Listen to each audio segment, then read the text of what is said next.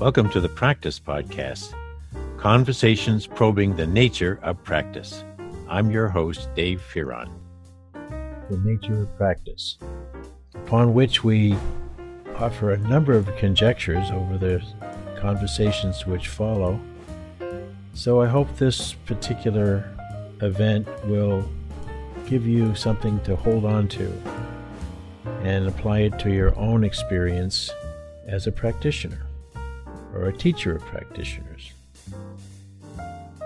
Welcome to episode 2.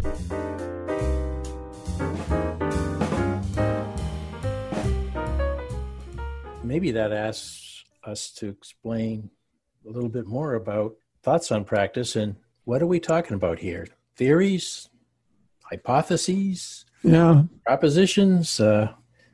What would we like people to understand? Well, we go round and round on this, and I think at one time or another we've entertained each of the words you just sketched. Not theories. That we're not talking about a theory of practice. No, since the last time we've talked, another word has come into my mind that is frequently used in a lot of scientific writing, but also in general conversation. That is the word conjecture. And I think that word captures more accurately what we really have in mind here. They certainly are not hypotheses. They are not based on systematic research findings, although both of us have tons of informal research and experience to suggest these conjectures about practice, the nature of practice. Which we call a capital P practice, just to remind us that we're not talking about anybody's specific practice. We're talking about practices in general. So I think I'd like to play around here with the word conjecture. That's what it feels like we're doing to me, and I hope it communicates that to our listeners. As they hear us talk about the conjectures that we've codified so far, I will remind them often that we're more than willing to accept and listen to anyone's conjectures about the nature of practice as they're living it, as they've read about it, as they've because I think we're on the cusp of moving our attention not so much off organizational effectiveness per se, but to expand our attention to personal effectiveness with a specific focus on practice. Okay, if we're focusing on it, what is it? Why is it so important? What are we discovering so far? Conjecture. So let's do it. Let's share some conjectures. There is sort of a big conjecturing about the nature of practice upon which all the others seem to flow and rest. So could you remind us what that operational definition is? Yeah, well, I'm not sure I'd call it an operational definition, but it's our way of thinking about practice in general. It's sort of our point of departure. Yeah, as we worked it out, I would ask the listeners' indulgence. I'm going to have to read this because I haven't memorized it, but it's the way of thinking about practice that we're starting from. So here it is, the conscious ability to produce fairly consistently intended results and to do so across a range of circumstances and to do so while growing and changing oneself to meet the changing circumstances in which one's practice exists. I would go on and emphasize, so that's the end of our definition or of our working way of thinking.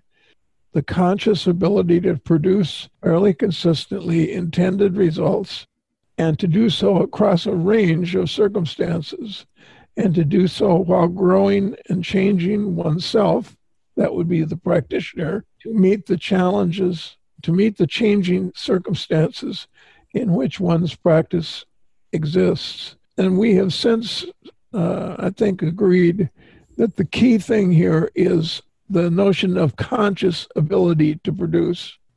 It's not just kind of random action taking. It isn't just sort of daily behavior, you might call it. It's the conscious ability fairly consistently to produce intended results.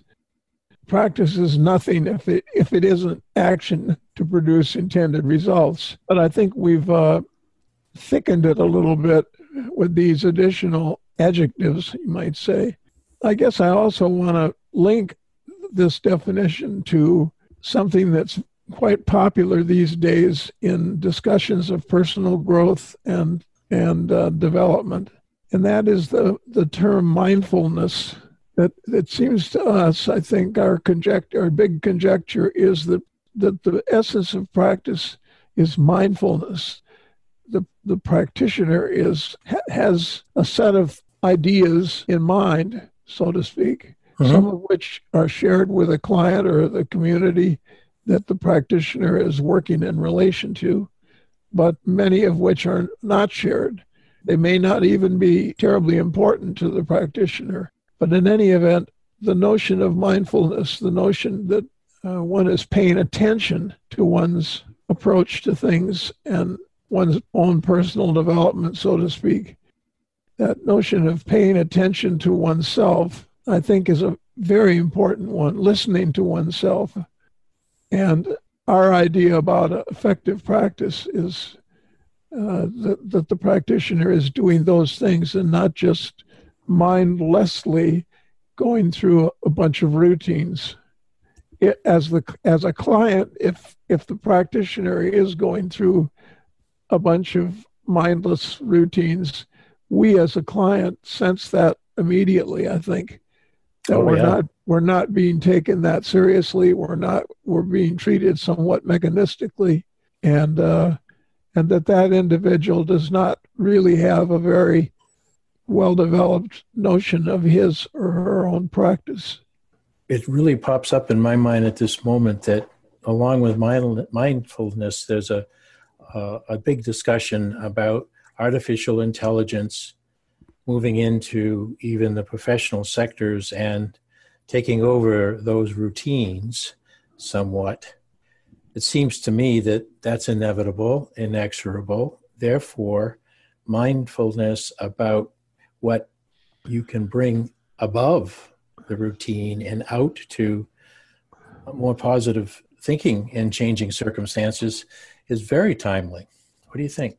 Well, what occurs to me is that you've put your finger on what is going to turn out to be a real problem in robotics, and that is mindfulness.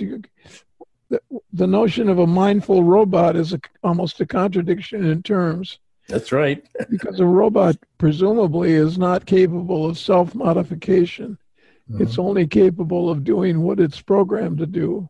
And somebody would be quick to point out that the programmer can build some mindfulness in, but you can't possibly build in the full range of mindful circumstances that a live human being is capable of. If you could do that, you'd have a human being. That's what Dr. Frankenstein thought he could do, and look at the trouble it got him into. Well, there's another part of this starting point definition that I would like to emphasize as well, Peter.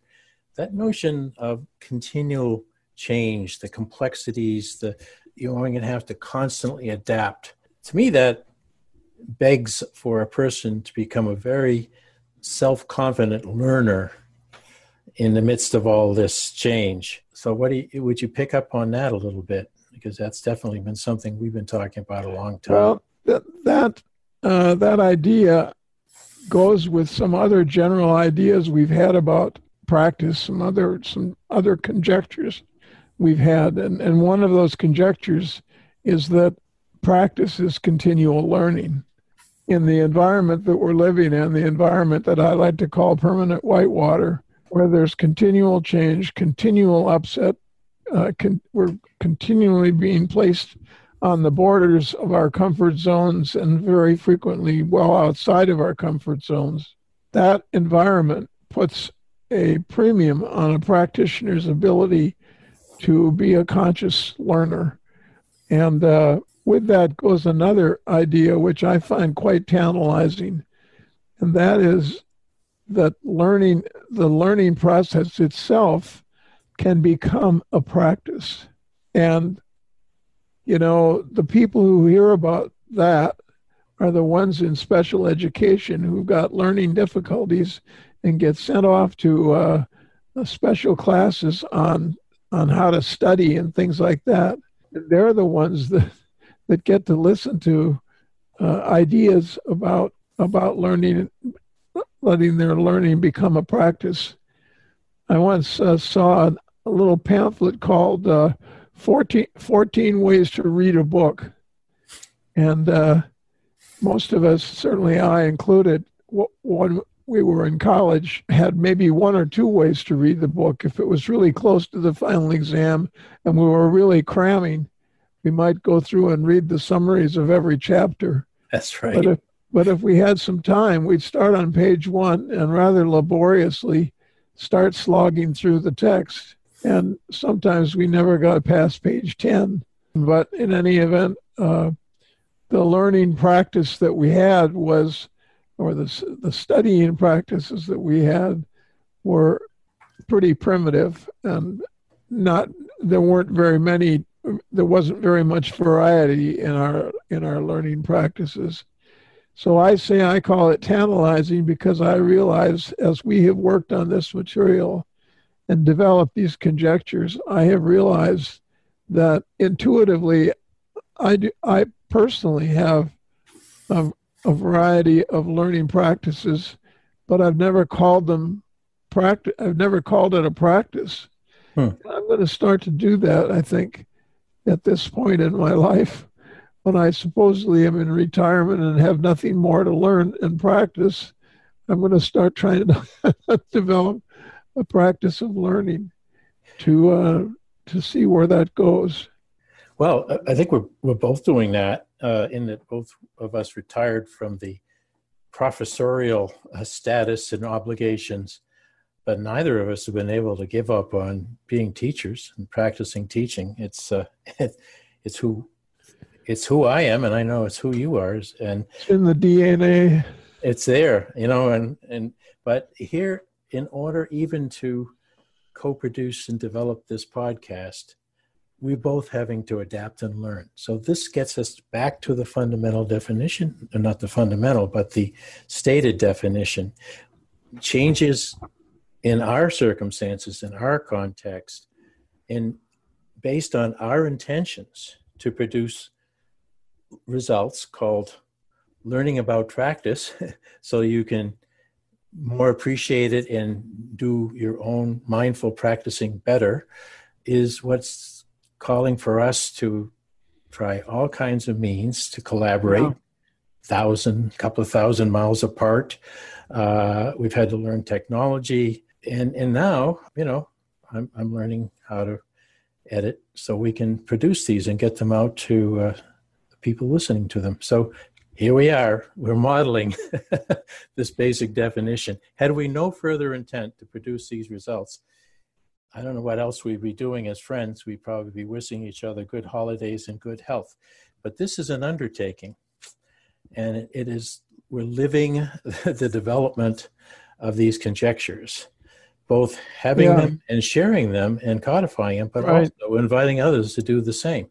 Come along for the fun. And it is kind of fun. Well, and one thing I want to be sure and mention here is that you have run a couple of workshops already in which you have tried out some of these conjectures on working adults, working practitioners. What have been some of your learnings from that experience? Well, extraordinary. I sort of get up on the bow of the kayak heading down through white waters and balanced on one foot, because I had 100 or so New England, New York State town clerks gathering for 2 days, day and a half with me at a professional development conference. And I said, now how in hell can I I want to put some of these ideas out there to get reactions, and I don't want to lecture. So I developed a theme called Living a Practiced Life. The notion that I honor them by saying they arrived at their clerkships through election or appointment because they were identified in the community as people who were serious and intentional, mm-hmm. and made sure that mistakes weren't made, but on the other hand, could handle all the changes that their towns were undergoing on a day-to-day basis. And so we went through a bunch of different exercises, just like I learned to do with you, Peter, back in the day, where they would, for example, listen to a segment of the autobiography or the biography of Ruth Bader Ginsburg. It was a recorded biography. And as they listened, I asked them to pick up how way back in her early days, she was becoming more aware of what she wanted to do best in life. And it bloomed into her becoming a lawyer, then a teacher of law, and now a Supreme Court justice. Mm-hmm.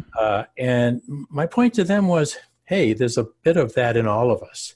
And so part of your becoming mindful about living your practice life is to recognize the early signs of what you love doing best, no matter what. Because that is, in our conjecture, loving what you're doing keeps you trying it even when the circumstances become unfavorable. So we went through a lot of that. And by the end, after a number of exercises, I gave them all a little egg of silly putty and said, okay, look inside. They opened them up and I said, you see how that putty is?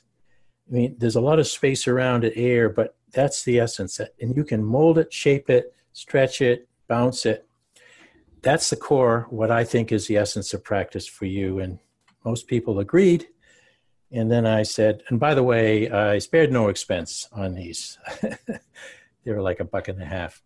So that was an example, Peter, of saying, okay, if we really believe in this stuff, if we're intrigued about practice, why would we want believe anyone else would be?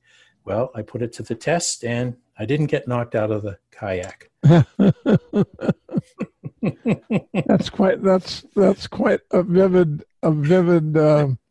demonstration that they will take with them.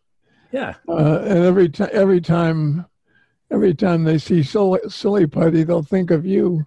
Believe me, that is an easy connection.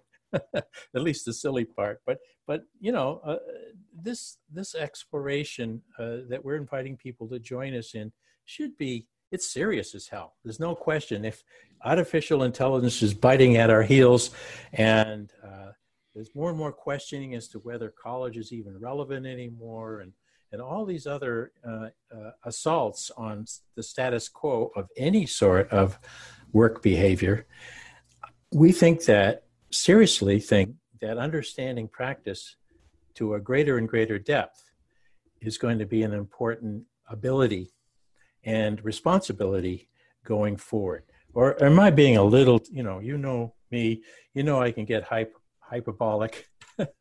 Am I overstating the seriousness of this, even as we're having fun with it? Well, I don't think you're overstating the seriousness of it. I think one thing that occurs to me as you were talking, that we've been saying to each other as we've worked over these conjectures, that anything can be a practice. And it's not as if we're just talking about doctors and lawyers and consultants and accountants and people who have conscious bodies of work responsibilities that they call their practice. Mm-hmm. We're suggesting that a practice can be anything. It has to do with whether it meets that definition we had of the conscious ability to produce fairly consistently over a range of circumstances intended results. You could be an internal auditor in a large corporation, and you could still think of what you did as a practice.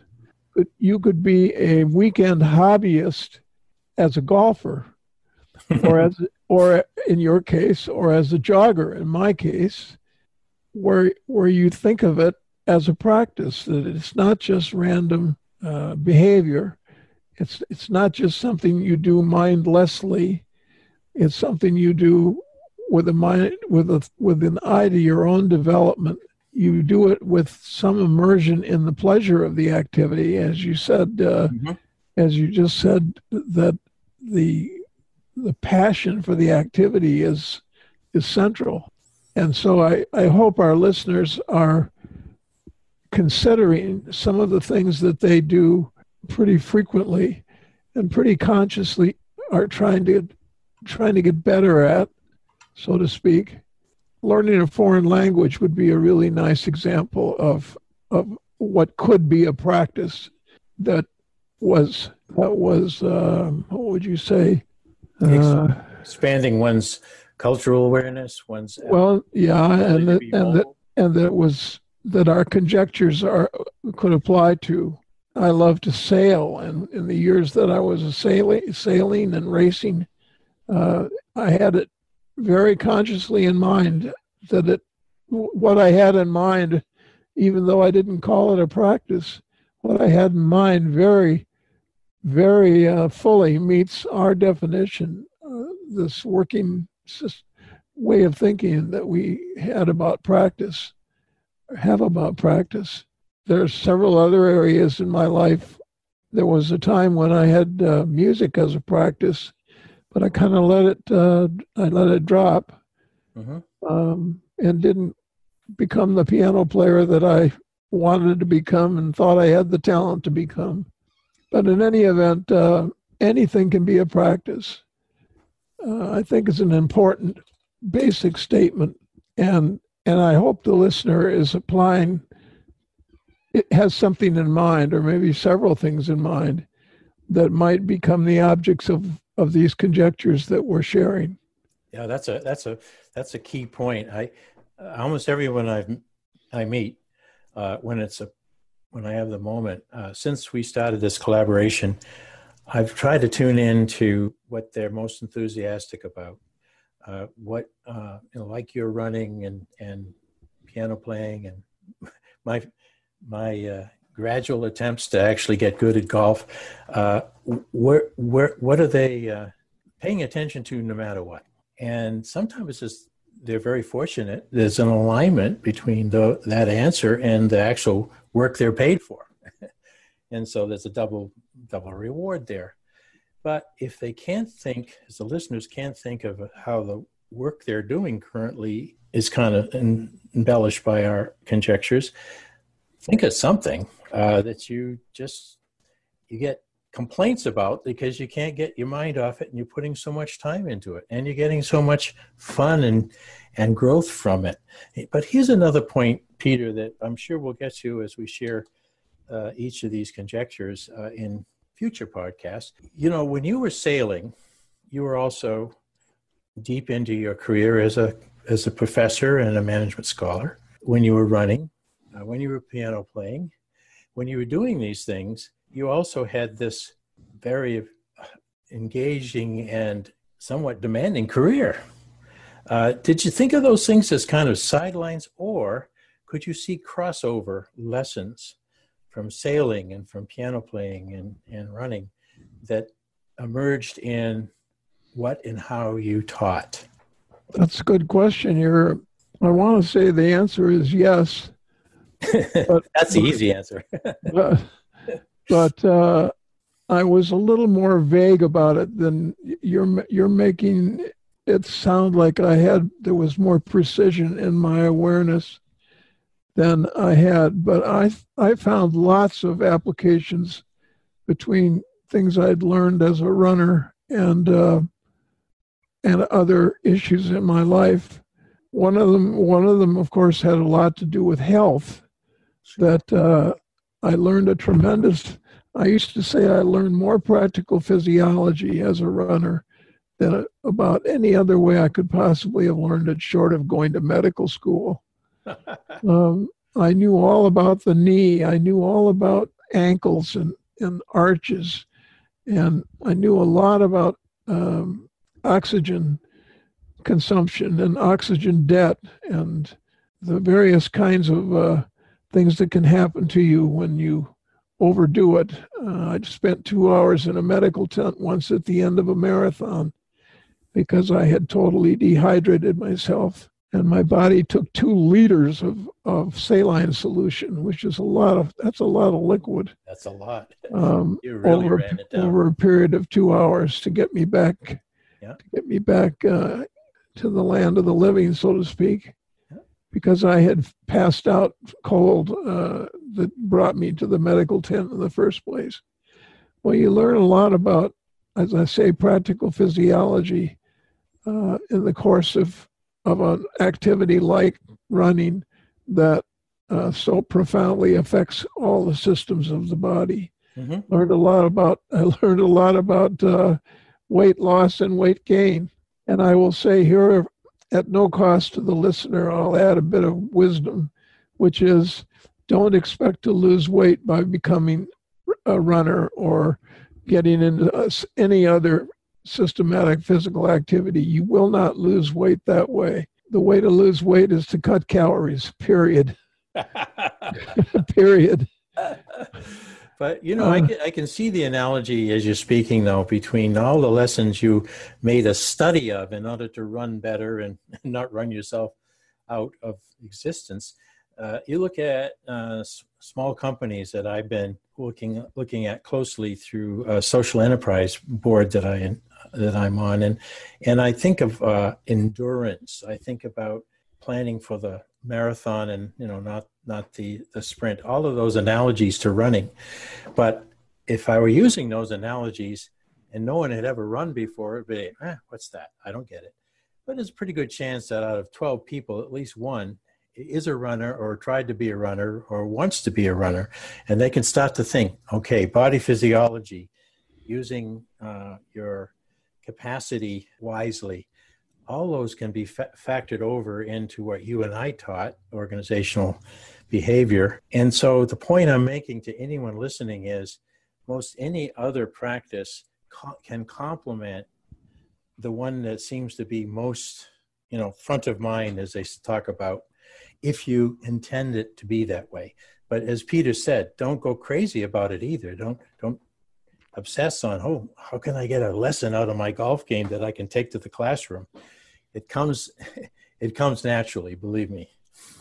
Not my golf game, but lessons that I could bring into the classroom when I found something analogous out in the community. Well, we're running a little shorter on our budget of time here, but I'm happy that we've had a real focus on that departure point definition. Could you read it one more time? And we'll have a few more thoughts on it, but at least it'll leave people as we move next time into looking at some of these of the conjectures that we've produced so far, so they can come back to it and say, oh, okay, that's what they're talking about. Could you read it one more time, Peter? Sure. The conscious ability to produce fairly consistently intended results and to do so across a range of circumstances, and to do so while growing and changing oneself to meet the changing circumstances in which one's practice exists. Some of the basic ideas that we're working on. Mm-hmm. And I just wanted to, in light of the fact that we may need to be coming to the end of the time that we've allotted ourselves for this particular podcast, I wanted to just quickly review some of the conjectures that we have made here. Previews of coming attractions. Yeah. Well, it's not previews. It's more of a summary of what we've said already. Okay. And that is that I think we've been emphasizing how that practice is a special kind of behavior. It's not just any kind of action taking. It's not just any kind of problem solving. We've also said that anything can be a practice. That's one of our key conjectures to encourage people who think about these issues, our listeners, and hopefully our readers down the road, will apply some of these conjectures to their own spheres of work and activity, their hobbies, the things they do for recreation. motherhood can be a practice. I think I made a note of that I wanted to be sure any listeners who are not working but actually have responsibilities outside of the workplace, motherhood and family leadership certainly is a practice. Mm-hmm. And the world might be a better place if more people define their parenting as a practice, Mm-hmm. and not just something that they had to endure. We've talked about how practice exists in an extremely turbulent environment, and that the practitioners are constantly faced with challenges to their own practices, their own ways of working and thinking, and that if they're not effective learners, their practice is in danger, is really at risk of becoming overwhelmed with the changes that are arising every day. And I call that, as you know, I call that turbulent environment permanent whitewater, Mm-hmm. because it's full of surprises, it's full of novelty, it's full of messiness. Many of the rapid changes that organizations face are things that they don't have a department for, so to speak. The bottom dropped out of the Atlanta Marriott hotel parking lot due to a sinkhole here a few years ago. Well, whatever the Marriott managers of that facility thought they were going to be doing that day, to have the bottom drop out of your parking lot is going to trump everything. That's right. If you'll excuse the expression. And so the idea of novelty and messiness, that they're not organized for many of these changes. They don't have a department for it, or they don't have key managers or key technical people who are competent to deal with the changes. Web pages exploded as a new area of business activity here beginning about 20 years ago, and most organizations didn't have a clue about what a web page was, and worse yet, they didn't have anybody on the payroll who knew what a web page was. That's right. And was competent to design an effective one for the organization. And now web page design is high art. Mm-hmm. It's definitely a new collection of practices that didn't exist 20 years ago. One thing we have not emphasized as much as I think needs to be emphasized, we have a conjecture that practice is value-based. A practice is value-based, mm-hmm. and it's almost could be said to be a morality. That is to say, the practitioner has an idea about the way things should be. Your doctor has an idea about the things you should be doing for your health. And he tells you what those things are. Well, a lot of it is quite science-based, but a lot of it is the doctor's own personal value system, or the science itself is based on a value system. And so the work that practitioners do is value-based. It isn't applied science. And I'd like to go into that in some detail in a future podcast, because I think it's very important. Yeah, that merits a lot more of this format, because of if you don't have an internal gyroscope or an organizational gyroscope to keep you balanced as you're flashing through all this messes and changes and counteracting thoughts, you literally will hit the wall. And so we need to help our readers, and they need to help us tap into this notion of practice, pretty much synonymous with a value system. Not in an outgrowth of a value system. So, Peter, this has gone fast, and I hope people will tell us what they think as I set up the means of giving us feedback. A final conjecture I'd like to remind listeners of is that practice is learning, and that you have to be an effective learner to be a practitioner, and that there is possibly such a thing as a practice of learning itself. And I would invite listeners to reflect on that tantalizing idea. What would a practice of learning itself look like? How would that go as activity that one could engage in? I think that's just a really cool notion, but I'd like to put a lot more flesh on those bones. Well, there you have your assignment, folks. You can access your practice of learning by turning your eyes inside, because that's where it comes from and that's where it happens. I'm going to be thinking about that real quick. I could be trying to play golf tomorrow when it's going to go over 100 degrees here in Connecticut. I hope I learn before I get onto that golf course that that's insane. that I can't handle 100+ degree weather. Floridians maybe, but not those. Not us. It'd be much wiser to sit down in front of the TV and watch the British Open. There you go. It's going on right now. Okay. Well, thank you, Peter. I've enjoyed our conversation as always, and I look forward to bringing another one out very soon. So have I.